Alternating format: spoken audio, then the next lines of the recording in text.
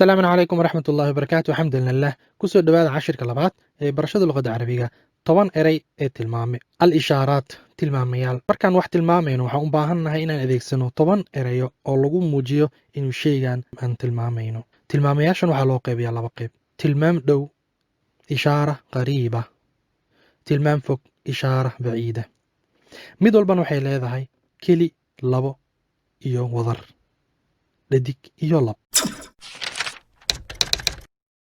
الإشارات القريبة tilmaamayaasha show aan ku hormarno. tilmaamayaasha show ayaa waxay yihiin iyaga haadaa kan, haadihi tan, haadaani labadan, kuwan, haataani labadan, haaulaa'i kuwaa, hunaa halkan. marka sanduuqan ama tabeelahan aan qornay, tabeelahan halkan hortaada yaala waxaan ku muujinay siday u kala leeyihiin kuwa lab ah iyo kuwa dhadiga ah, kuwa keli ah, kuwa labada ah iyo kuwa wadarta ah.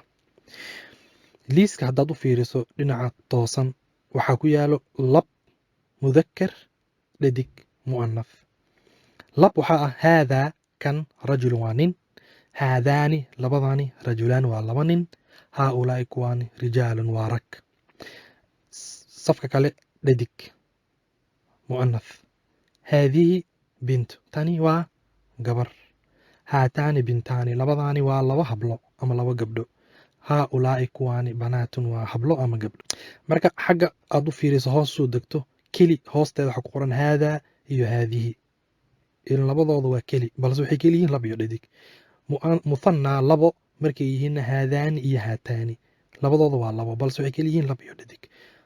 haaulaa'i waa isku mid, rag iyo dumar loo adeegsado. marka haadaa rajulun, haadaani rajulaani, haaulaa'i rijaal, haadihi bint, haataani bintaani, haaulaa'i banaat.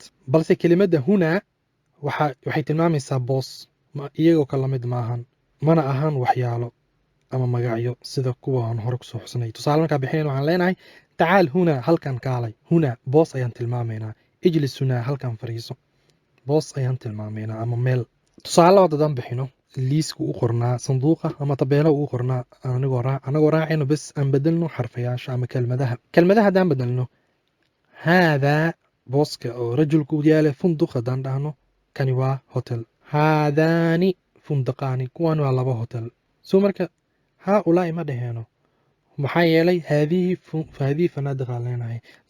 sababtana waxaa weeyaan marka la adeegsanayo wadar biniaadanka waxaa loo isticmaalaa haaulaa'i, balse biniaadam wax ka soo haray xayawaan ama waxyaalo waxaa loo adeegsadaa haadihi aan leenahay, haadihi. marka waxay noqonaysaa lab ahaan haadaa kan funduq waa hotel, haadaani labadaani funduqaan waa laba hotel, haadihi fanaadiq kuwaani waa hotelo. dhadig markaan ka hadlayna mu'anaf, haadihi tani midraqa waa burus, haataani labadaani midraqataani waa laba burus. haaulaa'i ma dhaheeno, waa haadihi iyadana mataariq waa burus. waayo maxaa yeele biniaadama waa waxyaalo, shay ama xayawaan hadduu yahay waxaa loo adeegsanayaa haadihi. marka haadaa funduq, haadaani funduqaani, haadihi fanaadiq, هذه مطرقة، هاتان مطرقتان، هذه مطارق. قيبة لبات الإشارات البعيدة، ذاك، تلك، أولئك، هناك. سلو فهموا عن أذيك سننا إسلاء رياضي. لب مذكر لديك مؤنث، كلي مفرد وذر جمع.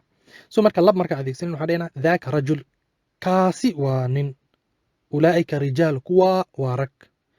لديك مركا كان تلك بنت تاسي وقبر، أولئك بنات كوا وحبلو.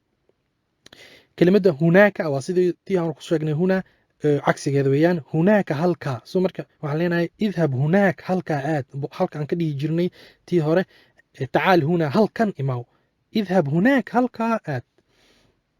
تصالحي لبعض دانا إيجان كنت بقنو ذاك فندق كاسوا هوتيل لبوي. تلك فنادق aan leenahay ma dhaheeno ulaa'ika maxaa yeelay fanaadiq bini aadan maahan, waa shay iyo xayawaan hadduu yahay tilka loo adeegsanaya, hadduu fog yahay, hadduu dhow yahayna haadihi. marka tilka midraqa taasi waa burus, tilka mataariq aan leenahay kuwaasi waa burusyo. af soomaali ahaan waxay noqonaysaa kuwa camal ay noqonaysaa markii loo fasirayo dhadiga wadarta ah. daaka rajul kaasi waa nin, ulaa'ika rijaal kuwa waa rag, tilka bintun taa waa gabar, أولئك بنات كوا وهبلو أما قبلو. ذاك فندق كوا هوتيل، تلك فنادق كواسي وهوتيلو. tilka midraqa taasi waa burus tilka mataariq taasi waa burusyo waxaan kusoo sheegnay tilka inay raacayso xarafka kelmadda u dambeysa oo ah wadar maxaa yeelay bini aadan ma ahan waa xibaan ama shay ayay soo hoosgashay mudraq burusku waa wax waa shay sidaa darteed wuxuu noqonayaa tilka waxaan rajeynayaa in la fahmay wassalaamu calaykum waraxmatullahi wabarakaatu